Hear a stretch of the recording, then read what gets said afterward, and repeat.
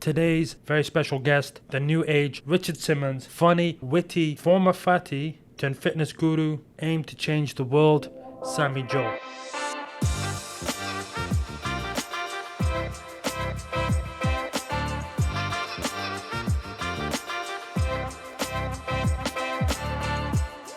Sammy Jo. Sammy Jo. Yeah. Okay, we'll take it from there. Okay, tell the viewers a little bit about yourself. So I am Sammy Jo, the here and now. I live by myself. I'm very self-sufficient. I work 2 jobs right now until my business gets taken off a little bit. And then I enjoy being active, obviously.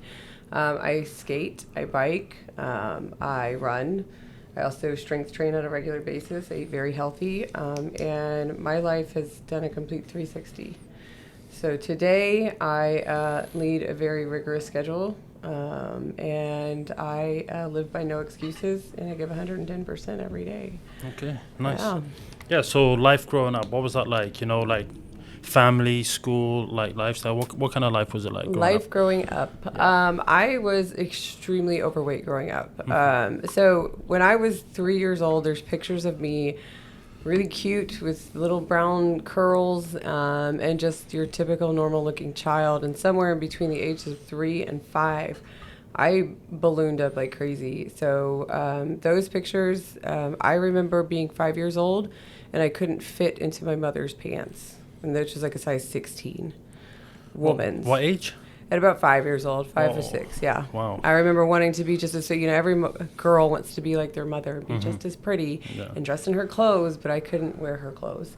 So I was that overweight. And I had everything that I needed. We didn't have any money. We lived in, not poverty, but we didn't live very well up until about, I was probably 16. And my dad came home in a Corvette, and I just remember thinking, like, what the hell is that? I thought it was like a space shuttle. And all of a sudden, we just became rich overnight. Oh, okay. Yeah, so he had gotten this big promotion, and we went from shopping at Walmart and Payless, and that's it, to just all of a sudden, they bought all this property out in Fulshire, and we had this huge house, nice cars. My dad had 6 or 7 cars when we came from, like, my mom was driving like a 1980 beat up truck. And then it was the most incredible turnaround ever. So. Okay, so like the school, how was school like? Did you complete school? Did you college, university? Okay, so I guess I should explain more. So growing up, I was always very overweight. I didn't have many friends. I was bullied constantly. I was called piggy. I was called fat. I was called all these horrible names, and not just by people at school. It was also my family, too, as well. I got picked on by not just my immediate family, but their friends and everybody else in between.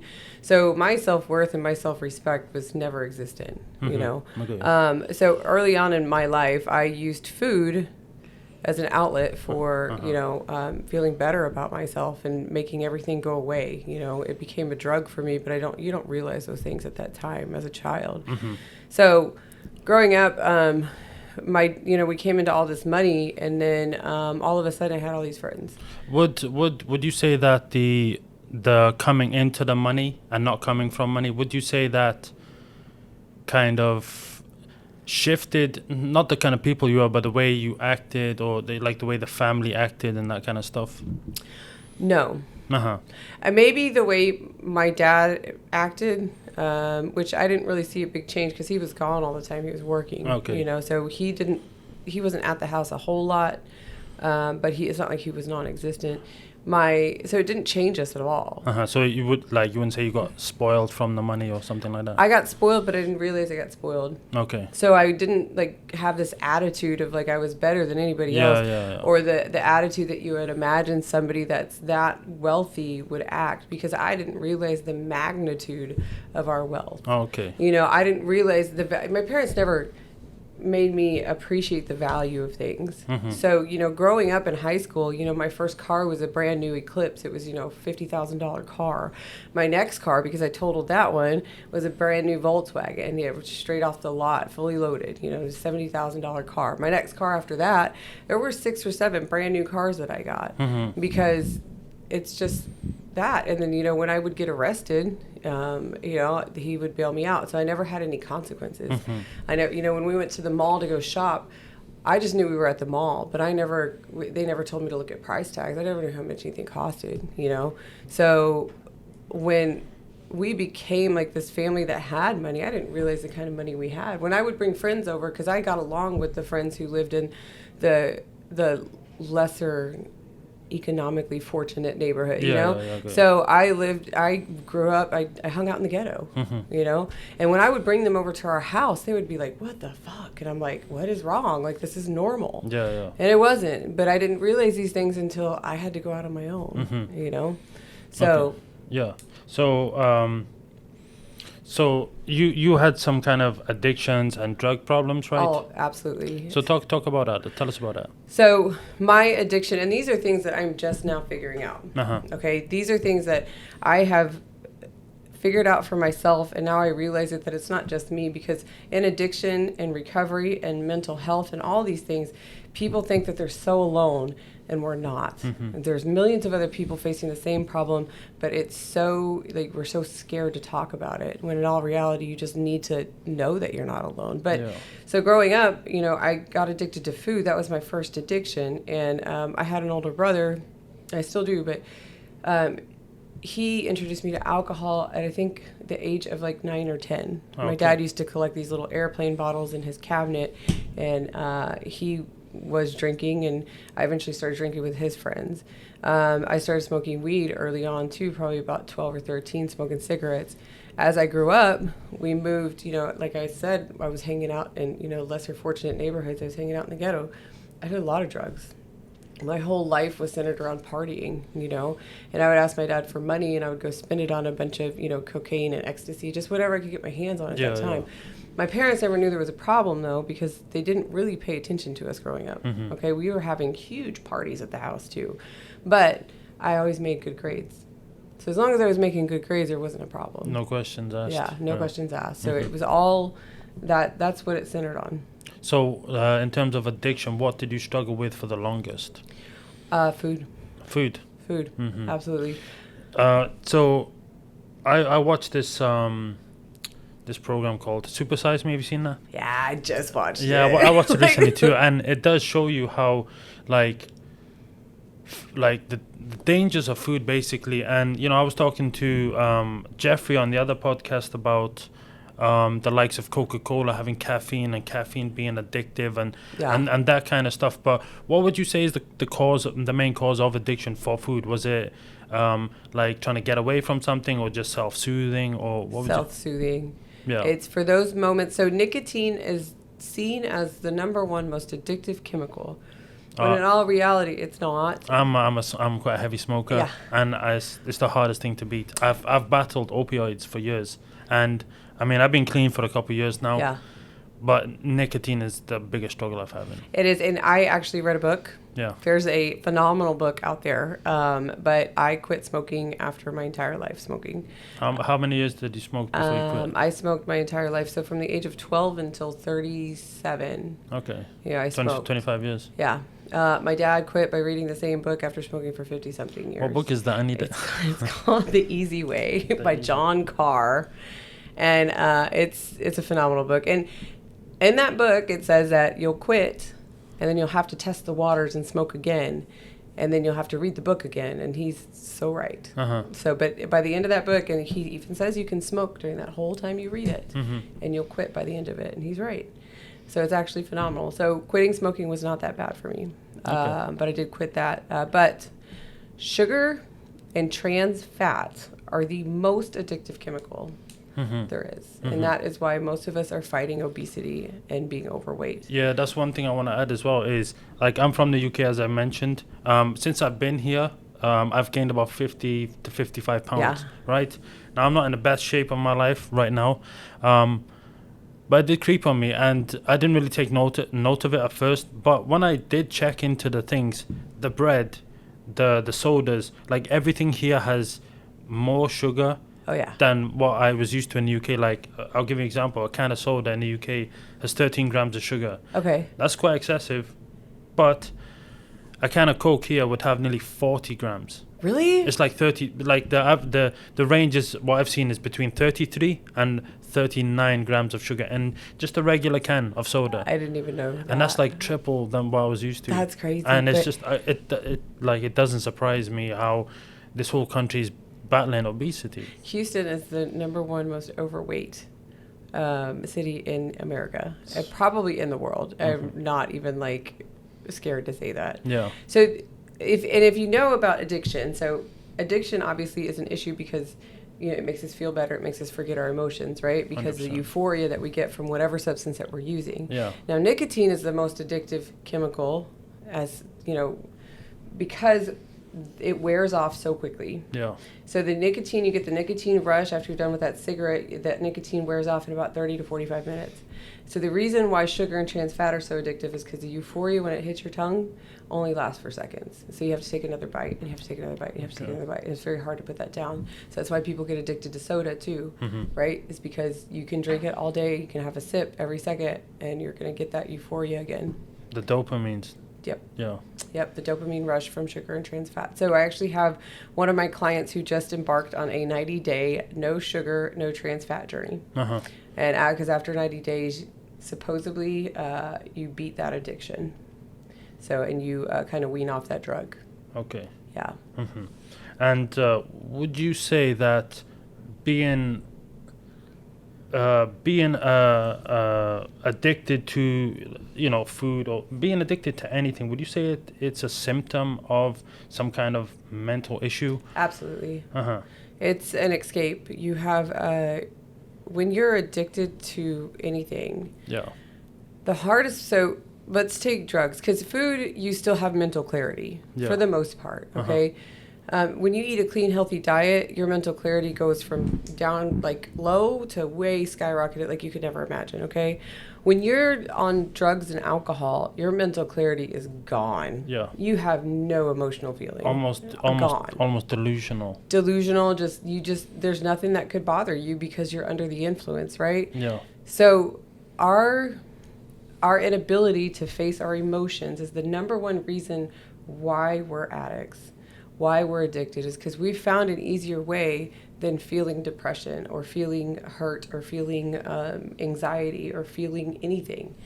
It's easier just to do drugs than it is to feel anything. Now, going back even further, those feelings are a product of something in our life that has happened that we haven't faced yet, right?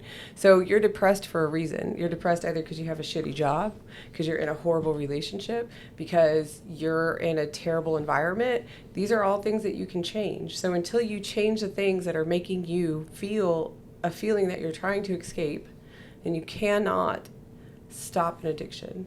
You have to face the feelings first, and you have to change the things that are making you feel that way.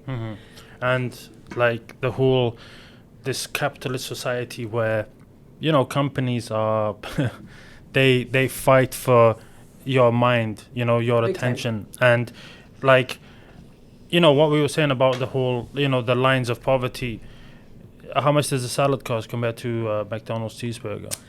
You are right. Do you know what I mean? It's like... But also... Yeah, go on.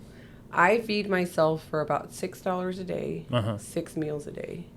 So it's about... And because, yes, you are correct in the sense that this is the way we've been trained to think, is that we can't eat healthy unless we're going to spend a little bit more money. But the amount of money that you spend on crap food is far going to exceed if you know how to eat healthy. Because what we think of healthy isn't necessarily what's healthy. Does that make sense? Yeah, it does. Yeah. One thing I heard someone say recently was, I've been, studying the whole psychology of eating and stuff like that for a while. And even when you're eating a meal, you don't need to eat and feel full after, It's weird. It's just like... it's hard to explain. It's like it's a excess. Doing anything in excess is obviously no good. But anyway, so what did it take for you to overcome that and actually understand that you need to make a change? What was it? A healthcare or what was overall change? Yeah, like the whole like the transformation, you know? What So led my to that? total transformation, all in all, when I knew I needed to make a change in my life in general, like all together, Yeah. my 360 moment was, 3 years ago, and I don't think it's even been 3 years yet. I think we're going on 3 years. Is I was walking on the side of the Beltway and 59. Yeah. I was homeless. I had not showered in days. I looked like shit. I was carrying a bag of like a pair of clothes because that's all I had. I hadn't brushed my teeth. I was disgusting. And I was walking, and this bum, I walked into a gas station first, and the lady in front turned around and said, "Happy Mother's Day." And I kind of dropped everything, and I was, I hadn't seen my kids in a long time. I'm going to start crying. And I realized it was Mother's Day, and then I walked out of that gas station, and I walked up a little bit, and the bum that was washing windows on the corner came up to me, handed me his squeegee, and said, "I am about to go on break. Would you like to take over?" Mm-hmm. And that's the defining moment in my life when I said, "You've made it homeless. You're officially one of them. You officially fit right in." So from like, how long ago was that? I was a little over 2.5 years ago. We're So- going on 3 years. And Mother's Day is when I came home. So what led to you being in that position? I had suffered so much hurt and trauma and pain in my life. Uh-huh. I had been a victim of domestic violence, and that I don't wish that on anybody. People will tell you all the time, "Well, you look like such a strong person." Well, you are a strong person, but you don't realize what's going on at the time. Yeah. Yeah. So I had lost everything in that. I had been on the run with my 2 kids. I had been in shitty relationships up until that point, and I got addicted to drugs really bad. And because you're trying to fight these feelings of hurt. Mm-hmm. Just trying to escape reality. You're trying to escape everything, and you don't know any other way to do it because you've reached your bottom, but you haven't really reached your bottom yet. Mm-hmm. So I was with this guy. I walked into Whataburger to go to the bathroom. I came out, and he was gone. And I had nothing. I had no phone. I had nothing. So that's when I just said, "You know what? This is what life is. And this is how life is going to be." Mm-hmm. I said, I'm just going to walk the streets for the rest of my life. And in between that time, I put myself on the line quite a bit. And honestly, in the back of my head, I had told myself that I was going to go on a suicide mission. Mm-hmm. That if I came back from this alive, that I was meant for bigger and better things. Okay. And, for 2 years, that's what I did. And that day, a woman picked me up, and she drove me home, and I never turned around since. So, like in terms of actually, embarking on the journey, what was your first steps? First of all, you told yourself. So you had to get yourself into the right mental space. Like, what kind of things did you do?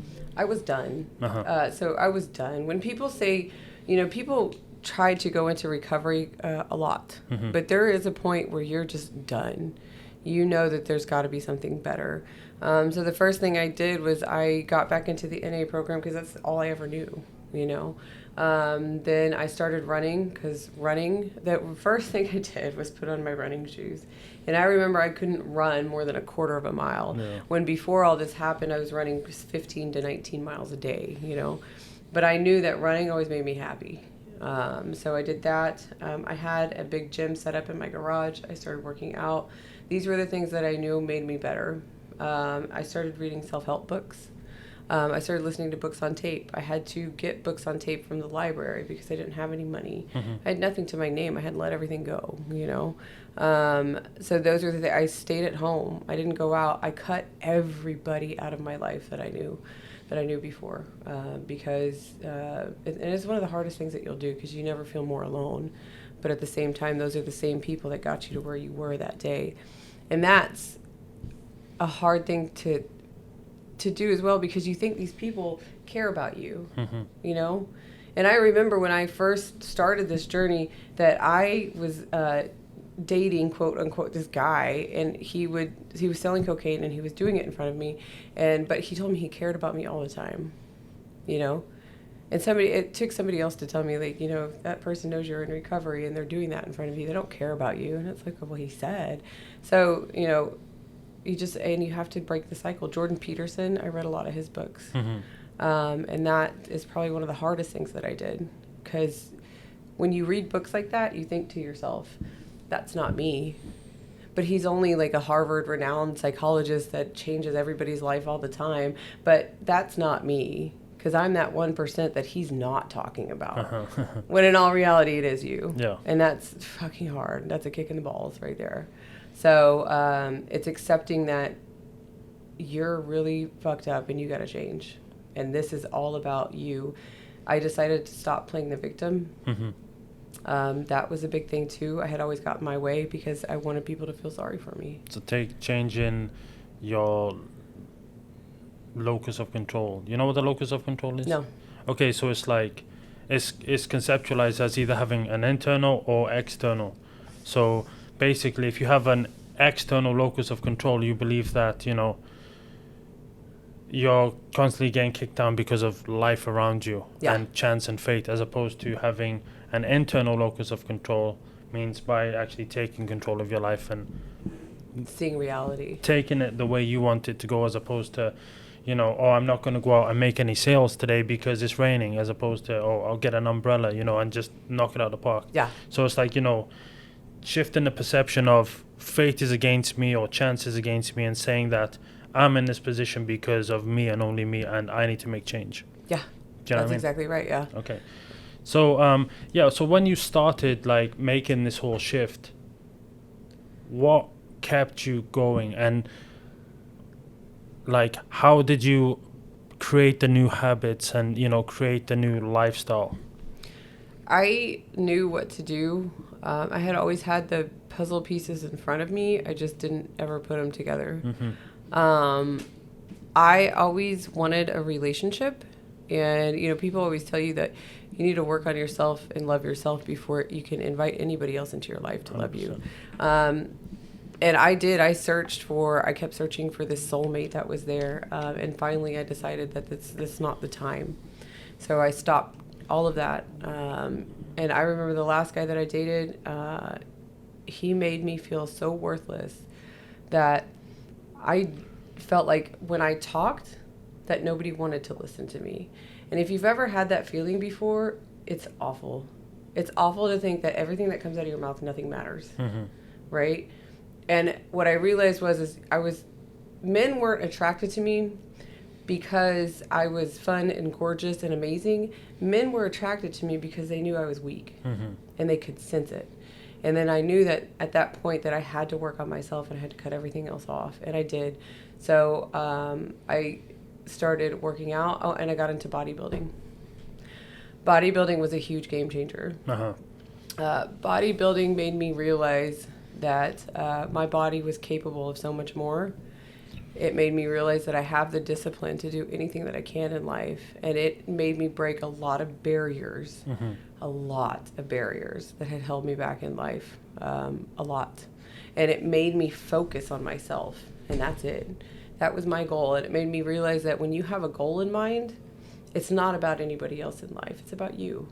And you don't have to care what anybody else thinks. You just do exactly what you're supposed to do to reach that goal, as long as it's benefiting yourself and it's benefiting society around you. And when you, like, what you said about, you know, when you started bodybuilding, being able to, you know, accomplish things, what would you say it does for your mental state? Would you say, what would you say? Okay. So you had said a little, like, too much of anything is bad. Yeah. Right? Yeah. Too much of bodybuilding is really bad. Very harmful for your mental state. So this is the other turnaround point of my life. What bodybuilding gave to me is that, you know, you have a lot of people around you telling you that you're being ridiculous. You can't just eat out of containers. You're training too much. You're posing too much. You make this total 360 in your life like this. Now, I had already gone to college too as well. I pursued an engineering degree. I did everything that I could possibly do until I found something that I absolutely fell in love with. And that was bodybuilding, okay? Now, bodybuilding is an incredible sport. It takes very goal-oriented people to do this. You cannot do it if you're weak-minded, but it is very unhealthy. Very unhealthy. At the end of bodybuilding, now you got to imagine I had suffered with an eating disorder my entire life. Okay, now I was hospitalized for 90 days fighting bulimia that I'd had for 8 years, you know. So when I got back into bodybuilding, I'm sure everybody was on pins and needles waiting for it to happen. At the end of it, it did. I was on 13 different steroids. You know, my coach wasn't bad, but he was very new. Okay. And he didn't really know what he was doing. Lack of experience, yeah. So he went by bro science. And bro science it only gets you so far. I was sustaining a lot of injuries because I was lifting very heavy. I was doing 675-pound glute bridges. I was hack squatting 1,200 pounds. Yeah. So yeah. So but that's what he was. You know, we were supposed to do. So by the end of this, a week before my show date, my bones were hurting. Physically, it was physically painful. I would skate and I couldn't skate because my bones were it was unbelievable pain. I was fighting bulimia again, and I was miserable. But I was happy in a sense because I was about to achieve this goal. So I threw in the towel and I can't do this anymore. Now, when I discussed with other people like what I was going through, you know, they were like, bulimia is just a part of it. Steroids are just a part of it. You know, this is just a part of bodybuilding. Well, that's good, but that's not the life I want to live. Yeah. So then I remember waking up the next day and I was like institutionalized because I had been on such a regimented schedule. I didn't know what to do with my day. I didn't know how to eat normal anymore. I didn't know any of this stuff. So this taught me that there's a fine line between, you know, when you take a normal person, you know, for my business, you take a normal person and you throw all this stuff at them and you expect him to be this person that's going to eat out of containers and that's not going to do this and that's going to train all the time. You can't do that to a person because it messes them up mentally, big time. And then it takes this mental issue that you've had with addiction to food to a whole nother level. So that's the point. That's what that taught me too as well. It gave me a lot of learning experience, personal experience, in order to help people in the long run. Okay, so bodybuilding is not good in the long run, mentally or physically. So where are you at now in your fitness journey? My fitness journey? Yeah. It's really exciting, and it gives me chills. It gives me chills talking about it. I'm in maintenance. What do you mean? I know, isn't that cool? So most people don't know what that means because they haven't reached that point. My struggle with weight loss and my struggle with obesity and my struggle with all that door is closed. I don't struggle with it anymore. Oh, okay, right. I don't have to worry about it anymore. When I wake up in the morning, I know what I'm supposed to do. I know what's going to make me feel better. I know what to eat. I know all these things now. And it's like almost having like a superpower. And the feeling that I have every day waking up like that is the most incredible feeling. And that's what I want to share with the world. You know, people don't understand the amount of how good it feels when you eat a clean diet. You know, how good you feel whenever you implement a little bit of exercise. How much benefit you get from it. You know, that's an absolutely astonishing. Like, I'm getting chills talking about it. And, you know, because I come from being like 500 pounds. You know, there was a time when I couldn't tie my shoes. There was a time when I couldn't sit in a booth at a table. There was a time where I smelled all the time. I smelled disgusting, you know, and there was a time when, you know, all I wanted to do was binge eat on chicken salad. There was a time when I used to sit in front of the TV and watch freaking Intervention, drinking a liter of gin, eating a whole large pizza by myself and crying, hoping that somebody would come rescue me, you know? You know, these are things that people who are obese and morbidly, these are things that people struggle with all the time. They don't know where to start and they don't know where help is. And then they rush to bariatric surgery, which is the most horrible thing that anybody could do to themselves. What's that? The gastric bypass? Gastric bypass or the gastric sleeve or any of that. It's putting, what that is it's methadone for a heroin addict. Oh, okay. You know, it's just covering the problem up with the Band-Aid. And this is why most patients are going to come back and they're still going to be obese. Because they don't fight the original problem of the food addiction or any of the emotions that's causing the issue. So how do you stay motivated now? Me? Yeah. Because I get to look in the mirror every day and I get to be freaking in love with myself. Not just because of my physical appearance, because of my attitude, because of the way I feel.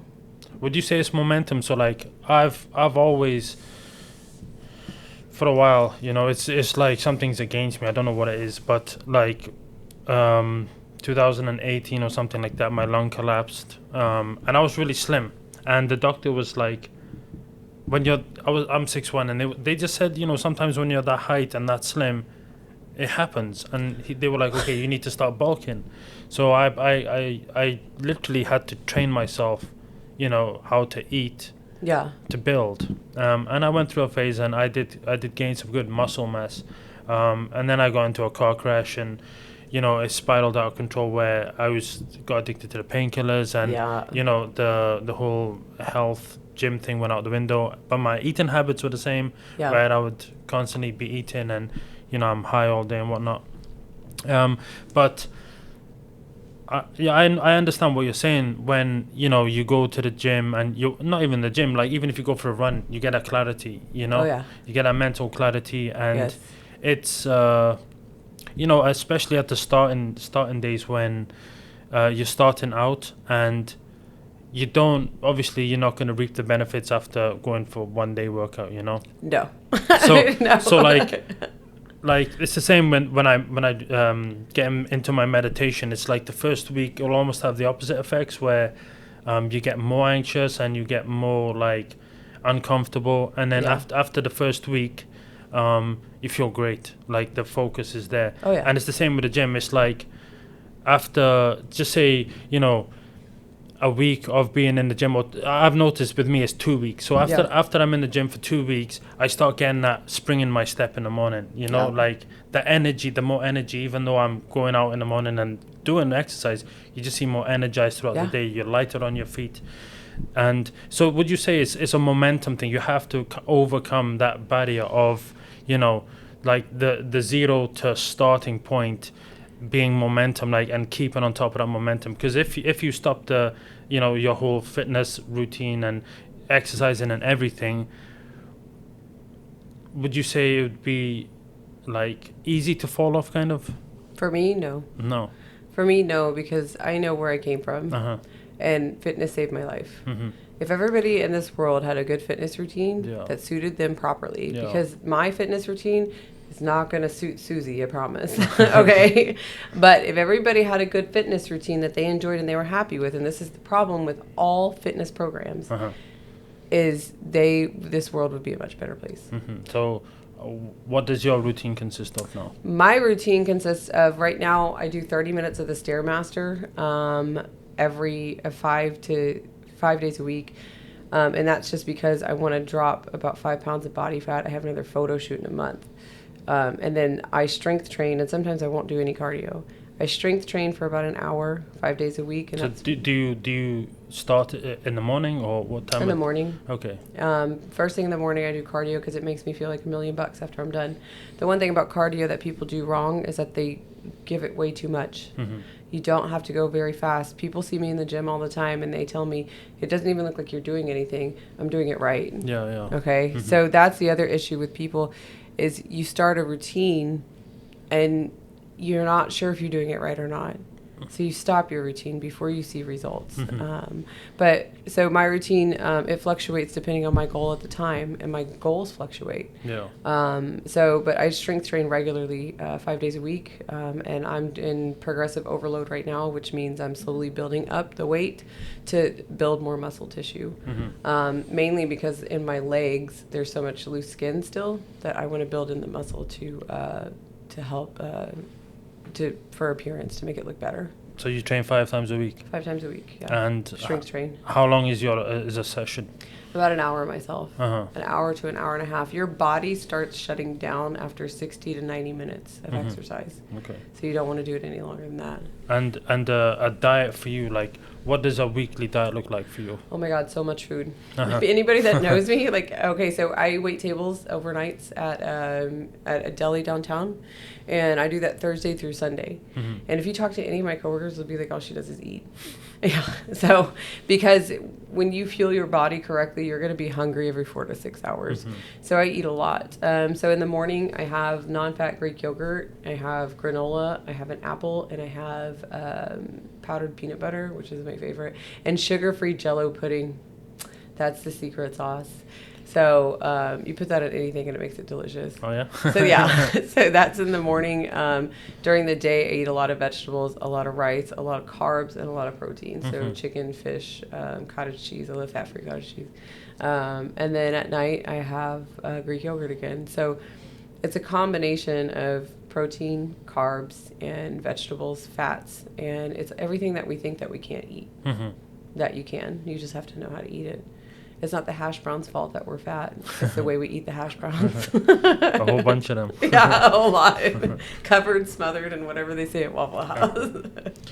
Okay, and what would you say are the best practices or advice for anyone trying to break the boundaries that they're confined within? Sign up with a professional. There's a lot of literature. I spent years reading literature that was crap. I spent years with trainers that really didn't know what they were doing, who had different goals, who had different personal experience than I did. I spent years taking the wrong path. I did juice cleanses. I did the diet doctors. I did everything. It's very simple. So make sure that whoever you decide to go with, that your coach has the same life experience that you have, that you're struggling with. Make sure that they have certifications. Make sure they have some education. A lot of coaches will tell you that certifications don't mean crap when they do. It means just as much as on-hands experience. Certifications for a coach and a trainer. Now, there's a big difference between a coach and a trainer, but certifications in general show the willingness to have the knowledge that's necessary to keep up to date with whatever's out there. Nutrition, exercise, whatever. It's the willingness to stay ahead of their clients, right? So that's important. And then look for their body condition. And I can't stress that enough. A personal trainer's body is their billboard. Okay, if you're going with a trainer who's out of shape and not looking that great, probably not a good fit. You know what I mean? If you hire a mechanic who doesn't have a car because they can't get it started, you know what I mean? Yeah, kind of that thing. So hire somebody, and be very mindful about who you're hiring, because a lot of people talk the talk, but they can't walk the walk, right? Communication is key too as well. So those are and ask a lot of questions. Yeah. So, okay. So what have you got going on right now? What are you working towards? What is the dream? What are the goals? My goal is to change as many people's lives as I possibly can, the way that I was able to change mine. I have now owned the title of the most successful coach out there with guaranteed results. I can guarantee these people are going to walk away with their life changed. So you're a trainer? So a trainer... Here's the difference. Okay, that's all right. A trainer will take you and they'll beat the shit out of you for 30 minutes to an hour, however much they train you or however much you pay them to do. They send you home, you go home and you eat a cheeseburger, and then you come back to them and then you wonder why you don't see results. A fitness coach, now there's only one other person in America or in the world that I've been told that's doing this right now. A coach is going to give you lifelong results. Oh, okay. Okay? So the difference between myself and anybody else out there is I use my personal experience. That's everybody. I use science. That's most. I use intense program design suited based on the client needs. And then I use psychology. Psychology is the one thing that nobody touches on. It's a psychological issue that we're facing whenever you're working with somebody who's obese or morbidly obese. So in terms of like the goals, what are you actually doing? Like, are you taking on clients? Are you trying to open up your own gym? Are you running programs? What are you doing? I have my own, it's Get Sexy Fitness Coaching, right? So I do that all virtual. I, at some point, want to open a gym, yeah. That's my bigger goal, probably in the next 10 years, is open my own facility.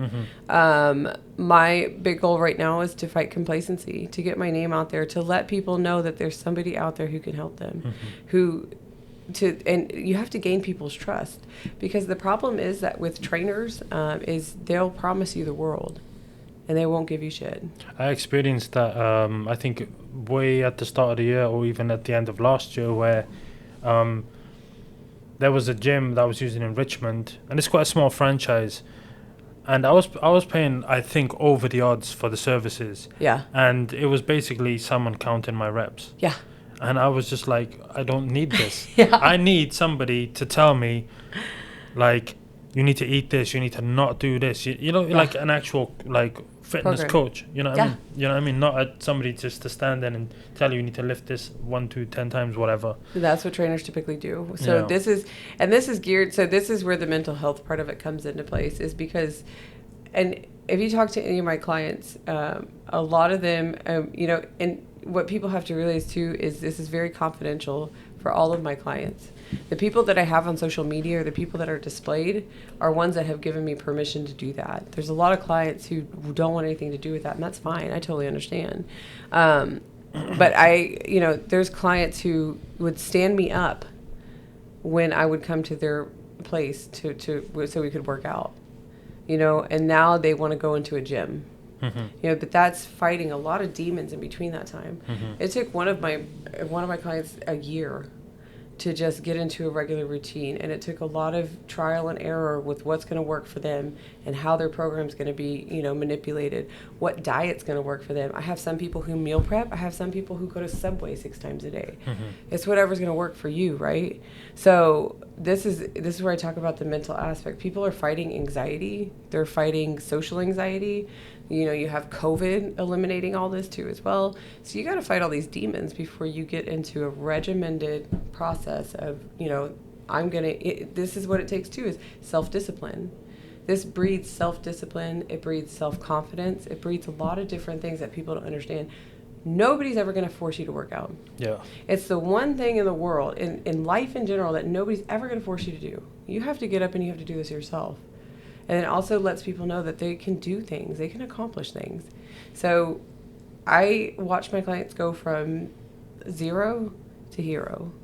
And it's the most beautiful, amazing process that you've ever seen. So there's some of my clients who have gotten off their antidepressants. Mm-hmm. There's some clients who have gotten off of their anxiety medication. People get off their cholesterol medication all the time, you know. So fitness will change your life. It is the one thing that will cure all mental illness just about, and it'll cure all kinds of diseases. You know, it'll give you better sleep, it'll give you better sex life, it'll give you better dating life, it'll give you a better overall just life. So when I tell somebody that you can get your quality of life back, it's not just physical, it's mental too. I agree. There's something I've definitely looked into over the years. Like, I've struggled with mental health, and you know, even I wouldn't even say eating disorders, because I've never been like morbidly obese, but Yeah. It's just like not taking care of yourself, and Yeah. you know, your body's a vehicle. You know. Yeah. And Oh my God, you're a genius for saying that. You need to It's true, you though. need the right fuel for it to work. Yes. Do you know what I mean? The right way, because I think a lot of us don't reach our potential, and it's just because, you know, we don't treat ourselves the right way, and No. and we let the comfort zone like make us have a like an easy life sort of thing, you know. Oh yeah, and here's the thing too. So I just started a process. So there's a video that you can watch too. It's called Beyond Weight Loss, and it discusses an entire. It's an hour and a half long video. All of my clients have to watch that video before they enroll in my program, because you have to understand what's right and what's wrong. And it's very simple when you know what's right. Mm-hmm. But you have things like keto out there, who, you know, keto is great. Like, it's easy. You're going to lose a bunch of weight, but you're also damaging your metabolism to the point where it's not going to be repairable. And you're cutting out, carbs, I think is what it is. Are you going to live the rest of your life without eating a potato ever again? It's not sustainable, Yeah, right? 100%. So when you have all these places barking in your ear about it's great, this is the best diet ever, you're going to lose weight quick, they're selling you a dream, right? Now, I can tell you too, all of the things that I did wrong has greatly affected my metabolism. Mm-hmm. So I have to keep on myself more so than anybody else, because I am the poster child of what happens when you try these diets and try everything that you're not supposed to do because it's supposed to be easy.